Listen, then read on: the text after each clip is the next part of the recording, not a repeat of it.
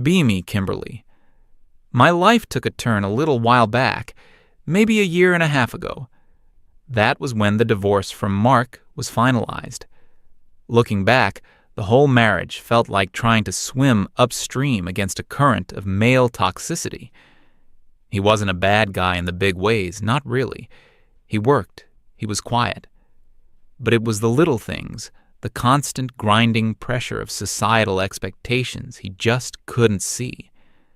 The breaking point wasn't some huge fight. It was a toy truck. Our son, Leo, was about to turn 2. Mark came home one evening with a big, bright blue monster truck. He was so proud of himself, holding it up like he'd just discovered fire.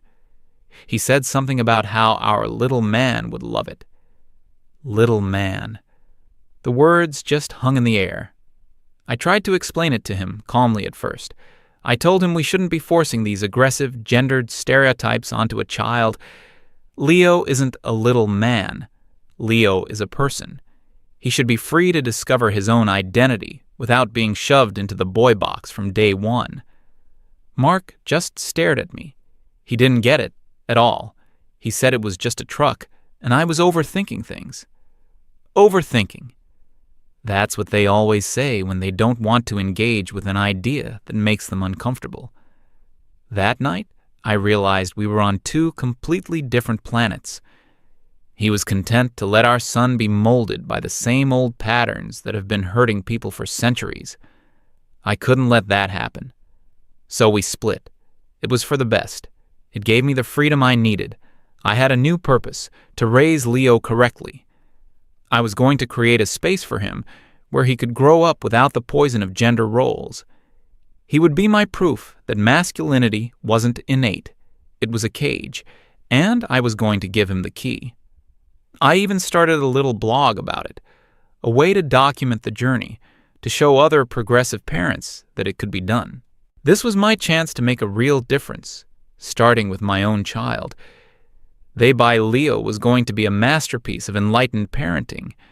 First thing I did was purge the house. Anything that screamed boy had to go. The few blue onesies he had, gone. Replaced with soft, organic cotton in shades of beige, sage green, and muted yellow. I painted his room a calming off-white. The toys were the most important part. I did a lot of research. Everything was open-ended and designed to encourage creativity, not aggression. I bought beautiful, smooth wooden blocks in various geometric shapes. There were soft, faceless dolls made of natural fibers, perfect for nurturing empathy. Puzzles with abstract patterns, finger paints made from vegetables. It was a perfect, peaceful, non-gendered environment. I was so proud of it. I took pictures for the blog. The comments were overwhelmingly positive. "You're so brave," one said. "This is the future of parenting," wrote another. I felt validated. I was on the right path. But the project, it started showing some unexpected variables very early on. Leo was maybe 2.5 at this point. I remember one morning, I made him toast for breakfast. I cut it into a simple square, no crusts. I put it on his little plate and turned around to get his cup of water. When I turned back, he was holding the toast in a peculiar way. He nibbled away at it, carefully, until it was shaped like the letter L. He held it out in front of him, pointing it at the cat sleeping on a chair. Then he made a sound. Pew, pew. I just froze. Where did he even learn that?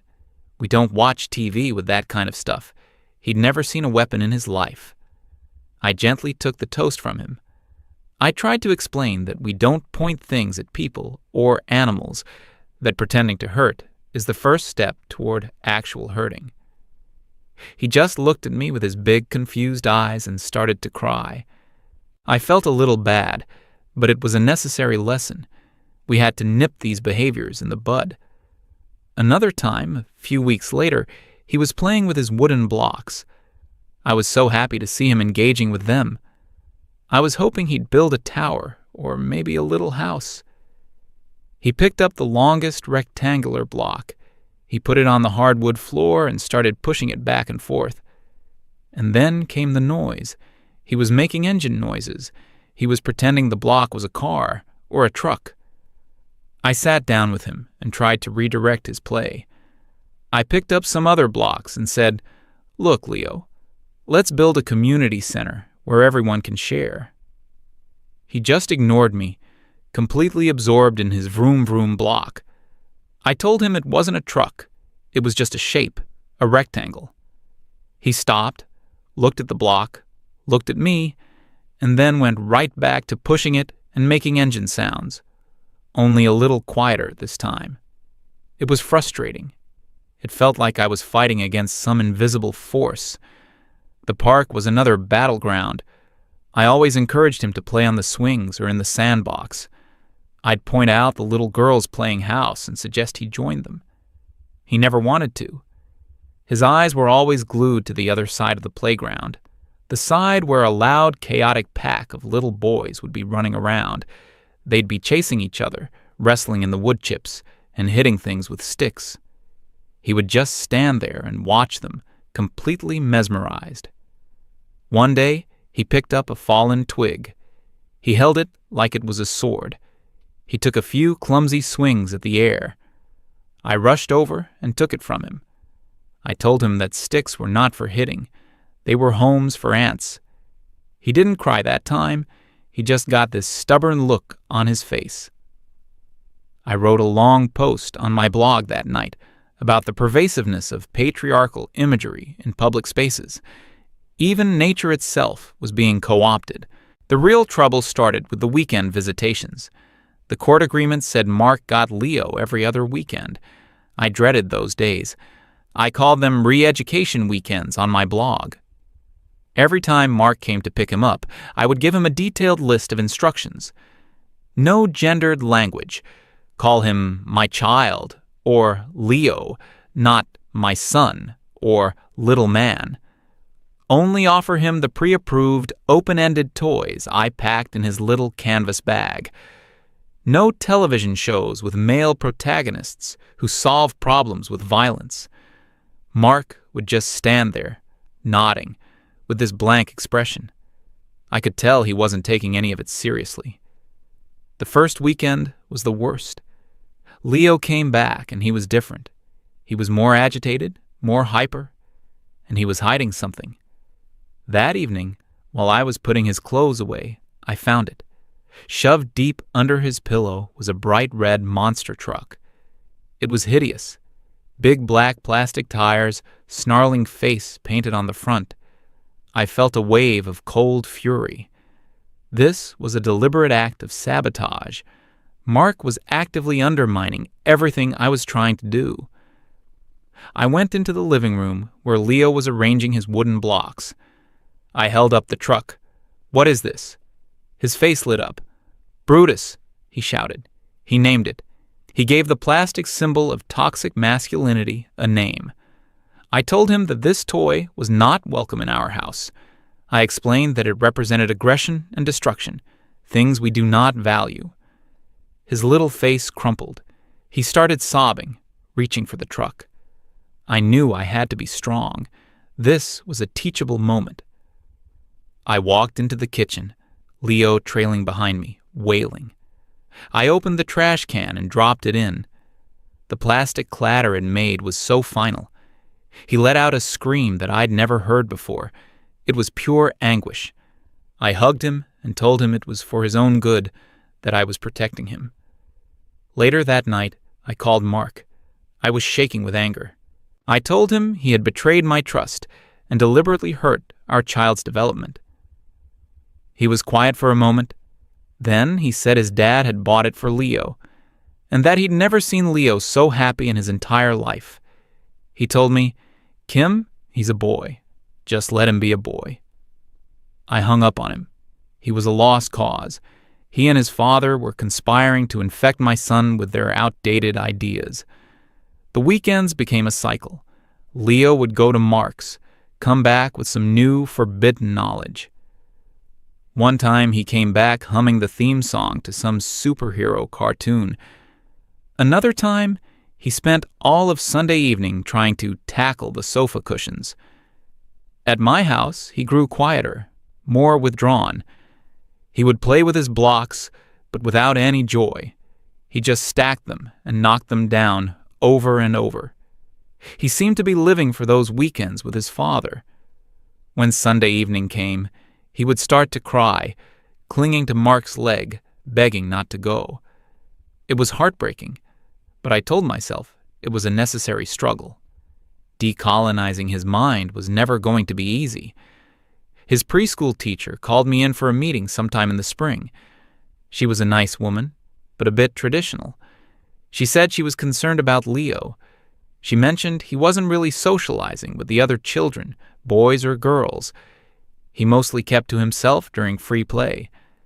The only time he really seemed engaged, she said, was during story time if the book had a dragon or a knight in it, or when he would stand by the window and watch the construction workers building a new wing on the school.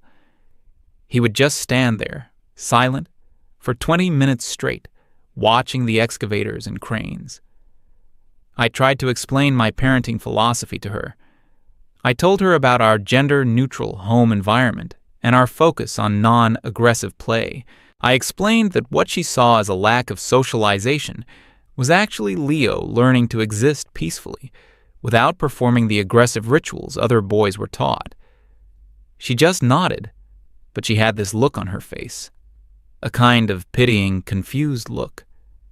It was the same look Mark used to give me. It made me feel so isolated. Nobody understood what I was trying to achieve. My best friend, Martha, was my only real support system. She was on the same page as me about most things. We'd been to protests together. We were in the same feminist reading group. She was always supportive of my project with Leo, at least at first. She would come over for coffee, and I would vent about Mark's latest patriarchal intrusion. She would nod and agree, saying I was doing important work. But lately, I'd started to notice a shift in her. She didn't seem as enthusiastic. When I told her about the monster truck incident, she got a strange look on her face. She asked if maybe throwing it away in front of him was a little harsh. I was shocked. "Whose side are you on, Martha?" She backed down immediately, saying she was just playing devil's advocate. But the seed of doubt was planted. Was she starting to go soft, too? I decided I needed to prove to her and to everyone else that my methods were working. Our reading group was meeting at my house next month. It was the perfect opportunity. I would show them Leo, not just as my child, but as the living embodiment of our ideals. A child raised outside the gender binary, a gentle, empathetic soul who had no concept of male aggression. He would be the centerpiece of the evening, my validation. The weeks leading up to the meeting were intense. I doubled down on my efforts. I tried to engage Leo in what I called nurturing play. We would give his formless dolls little baths and wrap them in soft blankets. He would do it, but his heart wasn't in it. He'd just go through the motions. As soon as my attention wandered, I'd find him under the table, making quiet vroom noises with a piece of toast he'd saved from breakfast. The weekend before the meeting, it was Mark's turn to have him. I almost called and canceled. I was so afraid of what new damage he would come back with, but I knew Mark would fight it, and I didn't have the energy for another argument. So I let him go. I gave Mark the sternest lecture yet. This is a very important week for Leo's development. Do not expose him to any aggressive media or stereotypical male role models. Mark just gave me that same old placid nod and drove away with my son in the back seat. Leo came back on Sunday evening, and he seemed different again. He wasn't hyper this time. He was quiet, but in a focused, intense way. He had a new way of walking, a kind of strut. He kept squinting his eyes and talking in a low voice. I asked him what he did with his father. He just said, "We watched movies." I had a very bad feeling about it. But there was no time to dwell on it. The reading group was in 2 days. I spent the next day prepping Leo. I picked out his outfit, a lovely, hand-sewn beige linen jumpsuit, very minimalist and chic. I coached him on what to do when my friends arrived. He should sit quietly and play with his blocks. He could show them the community center he was supposed to be building. He just stared at me, his head tilted. I was nervous, but I was also excited. This was it.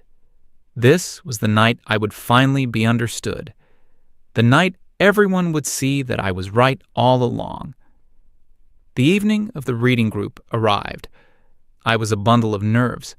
I cleaned the house twice. I arranged and rearranged the organic, gluten-free snacks. Everything had to be perfect. My friends started to show up around 7. There was Martha, of course, and a few others from our circle. All smart, engaged women who I knew would appreciate what I was doing. Leo was in his room, playing quietly with his blocks as instructed. We settled in the living room with our tea. The conversation started with the book we were supposed to be discussing, something about deconstructing female archetypes in media. It was good, but my mind was elsewhere. I kept steering the conversation back to real-world applications, to parenting, to Leo. I talked about the challenges and rewards of raising a child completely free from the toxic sludge of gender norms. They all nodded along, looking impressed. "It's revolutionary, Kimberly," one of them said. This was my moment. "I'll show you," I said, getting up. "Leo, can you come out here for a minute, sweetie?" He walked into the room, looking very small in his beige jumpsuit. He stood there, blinking in the light, clutching a single wooden cube in his hand. I put my arm around his shoulders and presented him to the group. "This is Leo," I announced, my voice full of pride. "This is a child who has never been told to man up. He has never been taught that aggression is a solution. He is proof that when you remove the patriarchal programming, what's left is pure, gentle humanity." Everyone was smiling, looking at him like he was a little marvel. My heart swelled. They were seeing it. They were finally seeing it. And then Leo's eyes drifted to the small table next to the sofa. On the table was a vase with a bouquet of long-stemmed roses that Martha had brought. Something shifted in his expression. His eyes, which had been dull and compliant, suddenly lit up with an intense, focused light. He let go of my hand and walked slowly toward the table. I thought he was going to smell the flowers. I started to say something like, "Look, he's appreciating nature's beauty without the need to possess it." He didn't smell them. He reached into the vase and pulled out 2 of the thickest-stemmed roses. Water dripped onto the floor. Before I could react, his little fingers went to work. With a surprising deftness, he tore the red petals and leaves off the stems, dropping them onto the carpet. He was left holding 2 long, green, thorny sticks, 2 swords. He took a step back, weighed them in his hands, and a grin spread across his face. It was a grin I'd never seen before. It was fierce and wild. Then, in a flash of movement, he scrambled onto the coffee table, scattering our books and teacups. He stood there, feet planted wide, and held one of the stems triumphantly in the air. "For honor!" he yelled in a surprisingly deep voice. And then the battle began. He was no longer in my living room. He was on some medieval battlefield in his head. He lunged, he parried, he ducked, and he weaved, fighting an invisible army. He made noises with his mouth, clang, swoosh, grrr, as he hacked and slashed at the air. My friends and I sat there, frozen, teacups halfway to our mouths. He leaped off the coffee table, did a clumsy somersault on the rug, and came up in a crouch.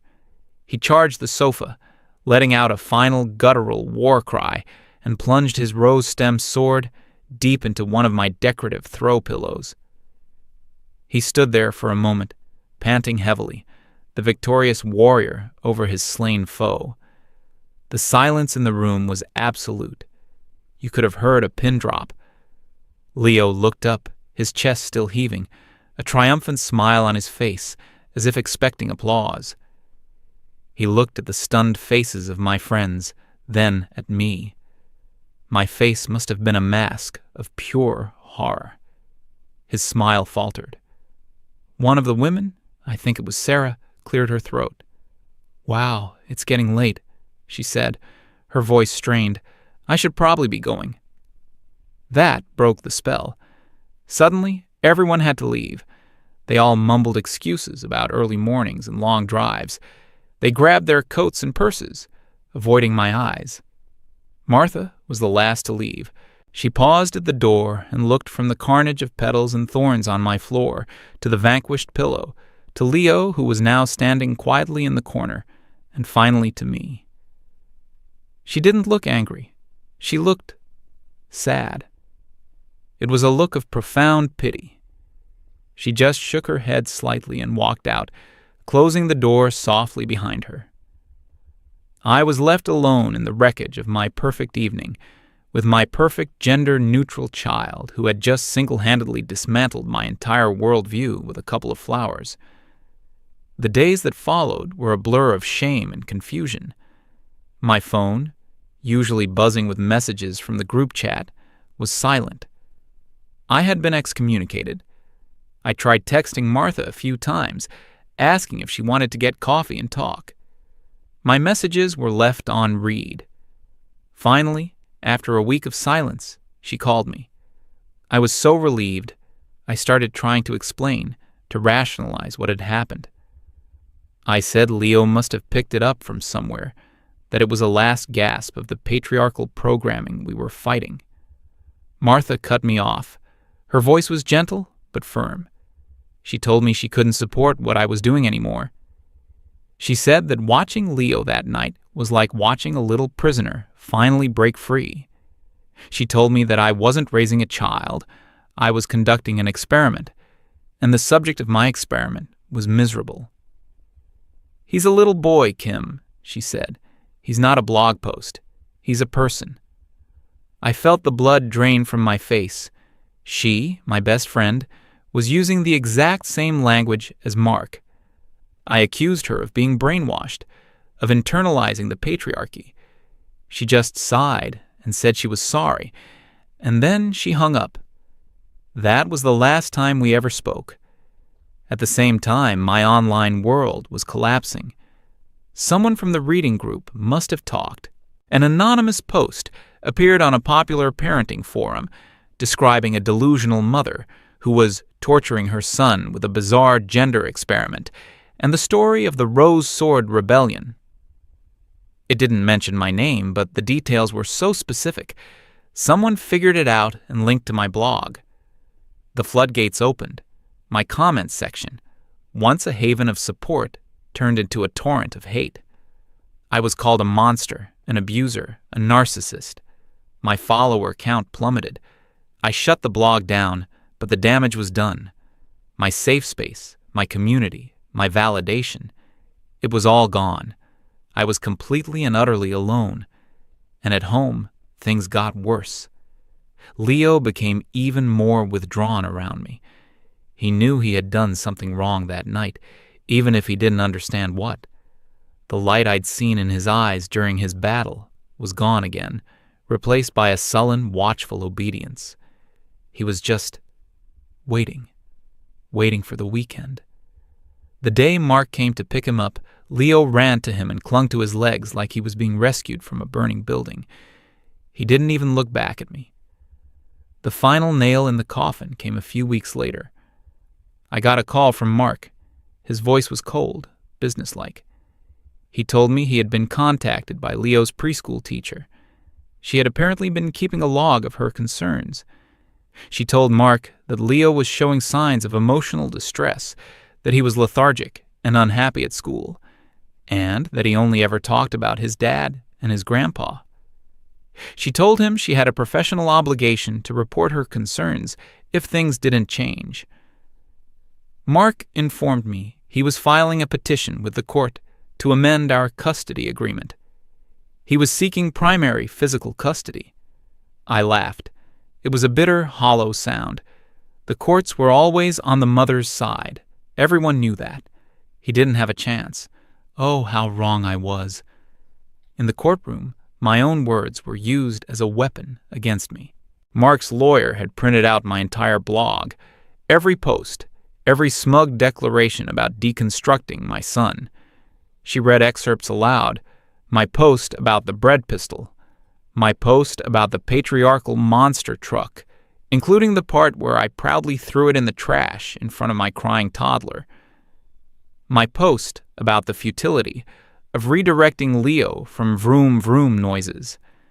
To a neutral observer, stripped of their ideological context, my words didn't sound progressive.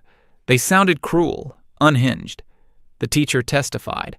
She spoke calmly about Leo's sadness, his isolation, his desperation for his father. Mark testified. He didn't yell or accuse. He just spoke about wanting his son to be happy. He talked about playing catch in the yard and letting Leo get dirty. He talked about reading him stories about heroes and adventures. It all sounded so simple, so normal. The judge, a woman I had assumed would be my ally, looked at me with cold, disapproving eyes.